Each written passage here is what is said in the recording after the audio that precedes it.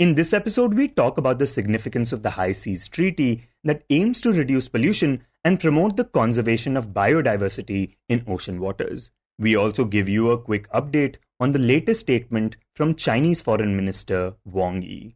But first, we talk about the highlights and significance of Prime Minister Narendra Modi's visit to Russia. Hi, I'm Shashank Bhargava, and you're listening to Three Things, the Indian Express news show. On Tuesday, PM Modi concluded his two-day visit to Moscow as part of the 22nd India-Russia Annual Summit. After the summit, both the countries issued a joint statement in which they underlined that they had remained resilient in the backdrop of the prevailing complex, challenging, and uncertain geopolitical situation. The statement condemned the recent terror attacks in Jammu and Kashmir, Dagestan, and Moscow, and also mentioned setting up a bilateral trade target of $100 billion by 2030. During the visit, Modi also gave an address to the Indian diaspora in the Russian capital, where he described Russia as a trusted ally and all-weather friend. रूस शब्द सुनते ही हर भारतीय के मन में पहला शब्द आता है भारत के सुख दुख का साथी.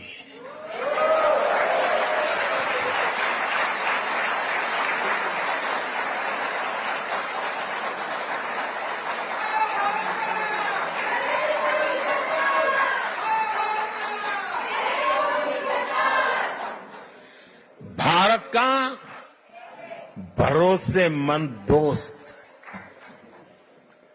हमारे रशियन फ्रेंड्स इसे द्रुजबा कहते हैं और हम हिंदी में इसे दोस्ती कहते हैं. Now, Modi's visit to the country comes at a time when there are concerns in India over the growing proximity between China and Russia, and at a time when the West has been wary of India's relationship with Russia, especially after the invasion of Ukraine in February 2022. And what's important to note is that usually, when starting a new term, India's Prime Minister visits a neighboring country. But with this visit to Russia, Modi has broken that tradition. To talk about the significance of this visit and what it means for the country, Indian Express's Diplomatic Affairs editor Shubhajit Roy joins us. Shubhajit, India and Russia, of course, have a long history together, and they have been important strategic partners as well. But begin by telling us, why did the Prime Minister feel it was important to visit Russia over other countries as part of his first visit in the new term? Well, you rightly pointed out that usually when Indian Prime Ministers begin their term, they usually visit the neighboring countries. Prime Minister Narendra Modi, when he got elected in 2014, he had visited Bhutan as his first stop. Similarly, in 2019, when he got re-elected for the first time, in his second term, the first visit was to Sri Lanka and Maldives. So this time, he broke away from that set protocol and decided to visit Russia for the first bilateral visit, although he had gone to Italy for the G7 Leaders Summit, but that was a multilateral outing. But this time it was a proper bilateral visit. So there are a few reasons for this. So with Russia, India has a very deep strategic relationship, especially because India buys 60 to 70% of its defense equipment is of Soviet origin, and therefore India depends on Russia for the spare parts, for the supply of the equipment. So because of this dependence, India is very, very careful about nurturing a very strong strategic partnership with Russia. And this becomes much more important because Indian and Chinese troops are locked in a border standoff for the last 4 years, and it's the 5th year running. And, the Indian government wouldn't want a situation where there is a disruption in the supply of defense equipment or spare parts from Russia, even as Indian and Chinese troops are locked in a border standoffs. Right, and talking about China, India has been concerned that there is a growing bonhomie between Russia and China. So one imagines that this factor also played an important role. Yes, absolutely. Because, India doesn't want this bonhomie between Russia and China impacting the India-Russia ties. So to keep this relationship going stronger and on a very predictable environment and to ensure stable supply of defense equipment, it was very, very important for the Indian government to schedule a visit by the Prime Minister to Russia.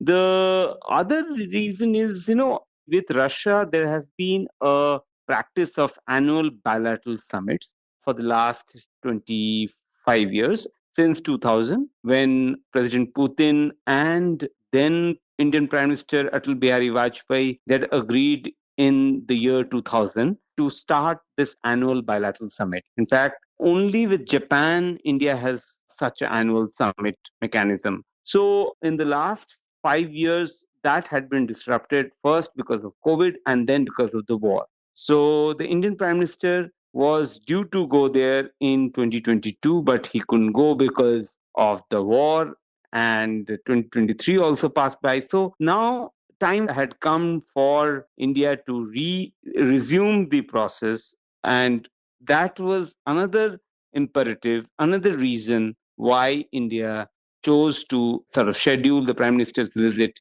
to Russia.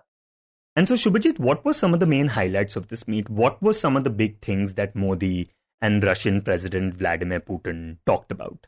Well, obviously, the Russia Ukraine war was one of the major issues that were discussed both during the conversations over dinner between Prime Minister Modi and Russian President Putin, as well as in the official format talks that were held on Tuesday. So essentially, where the Indian side, because the war has been going on for 2 years now, and if you remember, Prime Minister had told President Putin about 2 years ago in Samarkand in Uzbekistan that this is not the era of war. From there, this time the Indian Prime Minister said that no solution can be found on the battlefield. And therefore, that became a very important formulation, qualitatively higher, qualitatively different from the previous time. Also, because this particular visit happened just within hours after the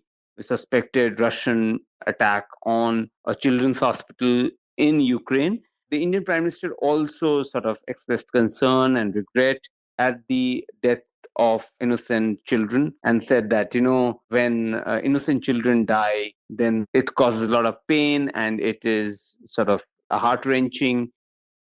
मानवता में विश्वास करने वाला हर व्यक्ति जब जानहानि होती है तो बहुत पीड़ित होता है, लेकिन उसमें भी जब मासूम बच्चों की कत्ल होती है, मासूम बच्चों को मरते हुए देखते हैं, तब हृदय छलनी हो जाता है और वो दर्द बहुत भयानक होता है. और इस विषय में So that kind of a framing, that kind of a statement was made to the Russian president. Also, he talked about the fact that, when they discussed for more than 4 hours various issues, including the Russia-Ukraine war, they talked about interesting ideas, and he at least got the sense, and he said that, I know this particular meeting and this particular visit is being watched very closely by the international community, and I can sense a new way of thinking, and I have some hope after talking to President Putin, essentially indicating that, there was a chance of a whiff of peace through dialogue and diplomacy. And Shubhajit, when it comes to Russia, we know, of course, that India has walked a very tight diplomatic rope. While it has not condemned the war, it has raised concerns about the Bucha massacre, for example, and it has abstained from voting in the UN Security Council against Russia as well. And this is something that the West, led by the US, has been wary of. So with India meeting Russia, have any Western countries expressed concerns? And is India worried about that aspect at all? Well, as we speak, the NATO leaders are gathering in Washington, D.C. to sort of celebrate the 75th anniversary of the NATO alliance. And I think they are watching it very closely, and the US State Department spokesperson also sort of said that in as many words. So they would be watching this closely, but as we saw when the Indian Prime Minister sort of met the Russian president, the Ukrainian president Volodymyr Zelensky expressed a huge disappointment at this meeting, because especially since it was taking place at a time when innocent civilians and innocent children had been killed in an attack by the Russians. So this will get a lot of attention, and we can expect some bit of reaction from the Western leaders and Western partners when they meet at the NATO summit. And Shubhajit, the other big issue at hand for India were the Indian nationals fighting in the war for Russia. And this is something that even the Congress party has been attacking the ruling government for. Now we understand that this issue was taken up. Talk about in what way it was addressed and what came of it. Yeah, so Prime Minister Modi strongly raised this issue of Indian nationals who are working with the Russian army. Some have been misled, some may have gone on their own free will because of better opportunities, better pay, or a better prospect of better life. But the Indian government wants the Russian army to release all of them. So when the Prime Minister raised it, the Russian side essentially promised for an early discharge of these Indian nationals. The numbers are, somewhere between 35 to 50. Foreign Secretary and the officials said that about 10 have come back already, and while 4 have been unfortunately been killed on the battlefield. So the effort from the Indian government is to bring back all of them from Russia, these nationals who have been working with the Russian army. And Shubhajit, Russia, as we talked about, is one of India's key defense partners. India has also been buying crude oil from Russia at a discounted rate for some time. Talk about what this visit and its conclusion signal for the overall relationship between the two countries. Well, the energy purchases, the oil purchases have emerged as one of the key drivers of the relationship apart from defense equipment. On the defense equipment, obviously, the Indian government is very concerned about the delay in the supply of spare parts, and that was one of the issues that was raised and discussed during the talks. And the energy purchases, because of these oil purchases, the volume of bilateral trade has really jumped to almost $65 billion, surpassing the target of $30 billion. So now they have set a new $100 billion target to be achieved by 2030. दुनिया के अनेक देशों के नागरिकों को petrol diesel के कारण बहुत बड़े संकट से गुजरना पड़ा और आज भी गुजरना पड़ रहा है, लेकिन हमारे उस कारोबार के कारण हम भारत के नागरिकों को पेट्रोल डीजल के इस मार से बचा पाए, इन्फ्लेशन से बचा पाए और स्टेबिलिटी भी ला पाए. इसके लिए भी मैं आपका आभार व्यक्त करता हूं. Now, the overall takeaway from this particular visit is obviously a diplomatic balancing act that the Prime Minister tried to do during this visit while expressing his concern about the death of these innocent civilians, innocent children in the latest attack by the Russians. But he also said that he has some hope after his talks with President Putin. So essentially, looking at a scenario where dialogue and diplomacy may lead to an end to the war. And the other signaling is to obviously the West that, the Indian leader and the Indian government is ready to play any role in the resolution of the war, in resolution of this conflict, and ending it through dialogue and diplomacy. And the last takeaway is about this signaling to the Chinese that, India-Russia relationship is strong enough, and the fact that the Indian government prioritized its relationship with Russia, Russia also got the signal that, that it should also prioritize Indian relationship and not let it get impacted by its growing proximity and growing strategic partnership with the Chinese.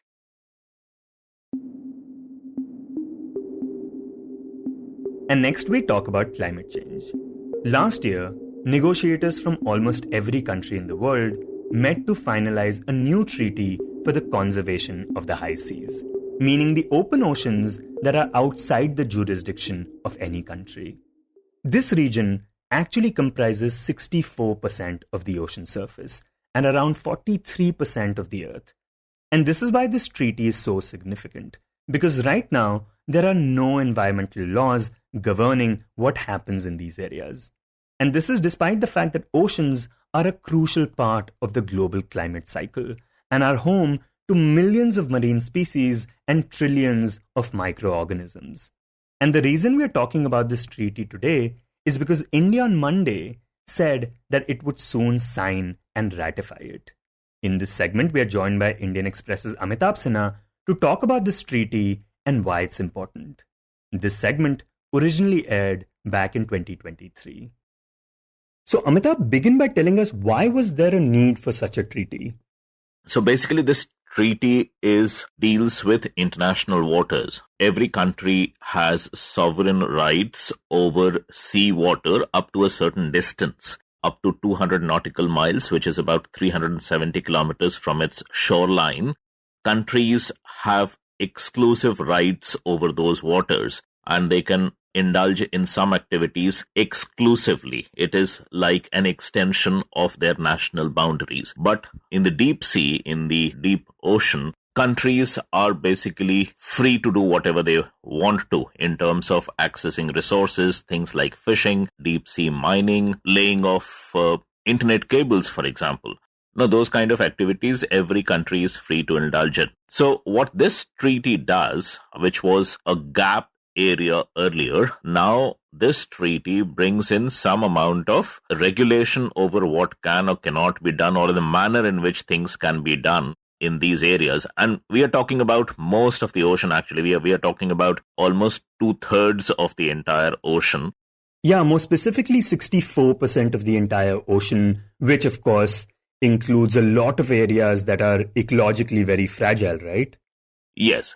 So we are talking about a huge area of the entire planet. So activities in these areas was mostly unregulated. This treaty, what it does is brings in some sort of regulation about what are the kind of things that you can do, what is the manner in which you can do, how to inform everyone else about what you are doing, and those kind of things. The overall objective being that there is a need to conserve biodiversity over land. We need to conserve ocean biodiversity as well.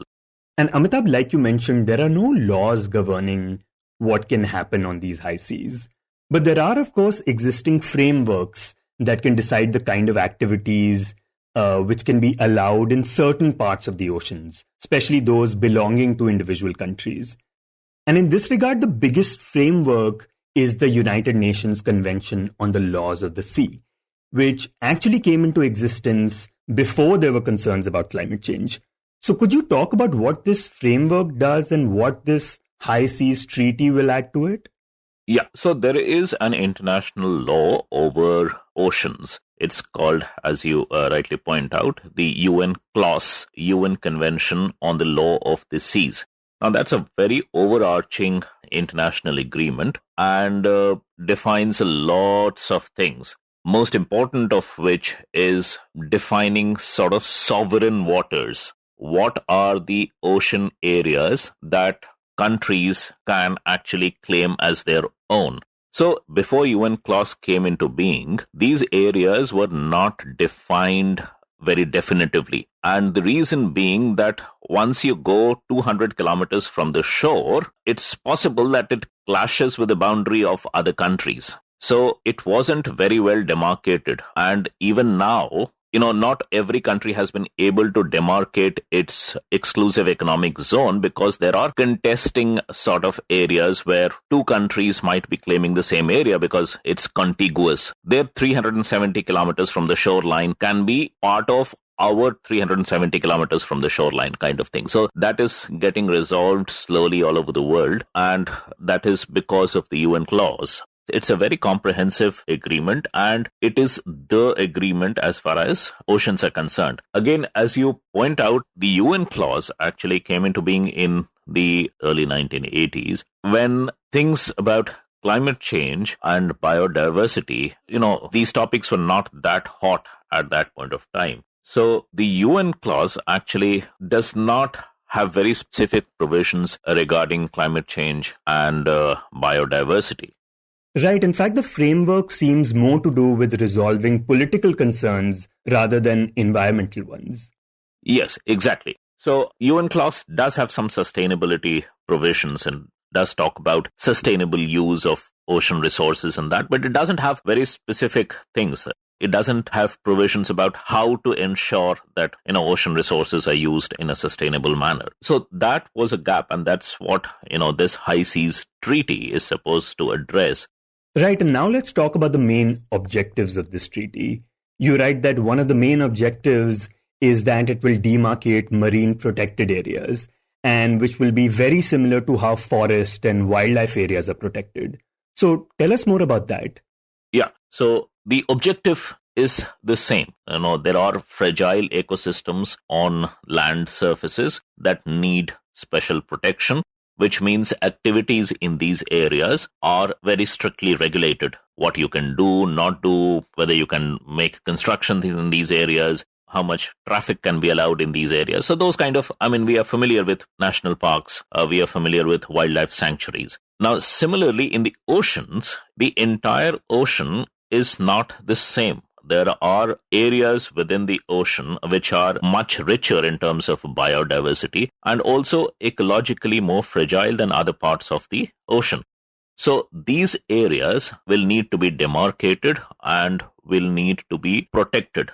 They will be defined as protected areas in the ocean, which means that any kind of activity in these areas, including, say, shipping or deep sea mining or cable laying or any other thing that is done in the ocean, those things would be regulated. It will be monitored, and the indiscriminate activity would not be allowed in these areas. Okay, so this is one part of the plan, the marine protected areas. But the other main objective relates to accessing genetic resources from the ocean. Explain to us what that means. So, ocean is home to a huge variety of life forms, from very small microbial organisms to very large organisms. It has a huge variety of life forms that exist in the ocean, and some of which might be useful to human beings in certain ways. Of course, we use fishes, but we are also talking in terms of the genetic pool in some of these organisms that can be useful for human beings in other ways as well. For example, some of these genetic resources can be utilized in drug discovery, for example. What this treaty says is that this genetic resources from the ocean, if that is accessed for human welfare, or for human good, those kind of technologies, it should be equally accessible to all countries, not just the country which has managed to access it. So let's say the United States, in the high seas, finds a particular fish that helps to make some kind of medicine, then that information should be shared and belong to everyone and not just the US. Yeah, that information should belong to everyone. Also, it explicitly says that even the monetary gains from such discoveries or any benefits, any financial benefits coming out of genetic resources in the ocean, that should be distributed equally but proportionally. That's also the thing. There should be equity in terms of the distribution of financial benefits also arising out from genetic resources that are accessed from the ocean. So that's quite a contentious subject, and it was very, very hotly debated. Some of the specifics regarding these provisions are still to be sorted out. But yes, on a larger level, the countries have agreed that all sorts of information from accessing of genetic resources, whether in terms of creating knowledge or financial benefits, it should be equitably shared amongst all countries, because high seas are actually no one's property and at the same time common property for everyone, for the entire world. Then there are a few other things which are more technical in nature, in the sense that countries have now agreed to have environment impact assessment of the activities they carry out in deep seas. Things like deep sea mining, for example. If there is a large project which the country thinks will have an environmental impact, then those kind of projects will have to have an environmental impact assessment. Now, very much similar to what we do on land again. Yeah, for example, on land, an environmental impact assessment has become very standard. And in fact, it seems so surprising that we don't have that for the oceans. Yeah, so there was no international provision that forced countries to do that. Now, again, some of the specifics about this still to be finalized. Like, for example, once you do the EIA, then how is it ensured that what you have mentioned in the EIA, whether you are complying with the provisions of EIA or not? Who clears your EIA? Even that is not very clear as of now. I mean, can countries say, if it's a very, very polluting exercise, for example, that is happening, can the countries of the world get together and block one country's attempt to carry out any such project? Now, that's a question that is still unanswered as of now and will need to be resolved going forward. But as a principle that you need to incorporate environment impact assessment, that has been agreed. So that's another very important aspect of this treaty. And as you say, it's surprising that this kind of thing was not part of any international law earlier. And Amitabh, right now this treaty is not international law, but the hope is that it will become one day. So talk about how that would happen. What would it actually take? So this is actually a draft treaty right now. This has to become an international treaty in any case. So another step that has to be taken, but more or less most of the countries and observers are saying that step would happen wherein it becomes a final treaty. Now, even when a treaty has been finalized, countries have to individually go back to their parliaments or whatever their national authorities are and get this treaty ratified. That's how international law works. And only once the parliament says, okay, you have our go-ahead for that, does India ratify and become a member of this treaty, right? So mere signing on the negotiated treaty is not enough. It has to be ratified by every country. And only when a minimum number of countries actually ratify it does the thing become an international law. So the ratification process takes time. And because this particular treaty, the High Seas Treaty, has lots of contentious provisions, so the ratification is expected to be a stormy affair. It's not going to be very smooth in every country. So that process might take some time. That's the apprehension.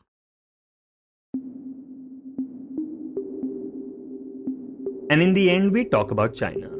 Amid the ongoing border standoff in eastern Ladakh, Chinese Foreign Minister Wang has expressed readiness to join hands with India's National Security Advisor Ajit Doval to properly handle issues related to the situation on the ground in the border areas. In a congratulatory message to Doval on his reappointment as India's National Security Advisor, Wang noted that China and India share a relationship that transcends bilateral boundaries and holds increasing global significance. Wang's message followed his recent meeting with External Affairs Minister S. Jaishankar at the sidelines of the Shanghai Cooperation Organization Summit in Kazakhstan. This was the first high-level meeting between Indian and Chinese officials after the formation of the Prime Minister Narendra Modi's 3.0 government. Relations between the two countries hit a new low, except for trade, ever since the eastern Ladakh border standoff erupted on the 5th of May 2020, following a violent clash in the Pangongso Lake area near Galwan. Since the clash, the two sides, apart from numerous diplomatic talks, have also held 21 rounds of core commander-level talks to resolve the standoff. According to the Chinese military, the two sides have so far agreed to disengage from 4 points: the Galwan Valley, the Pangongso Lake, Hot Springs, and Gogra. You were listening to Three Things by the Indian Express, Today's show was written and produced by me, Shashank Bhargava, and was edited and mixed by Suresh Pawar. If you like the show, then do subscribe to us wherever you get your podcasts. You can also recommend the show to someone you think will like it, share it with a friend or someone in your family. It's the best way for people to get to know about us.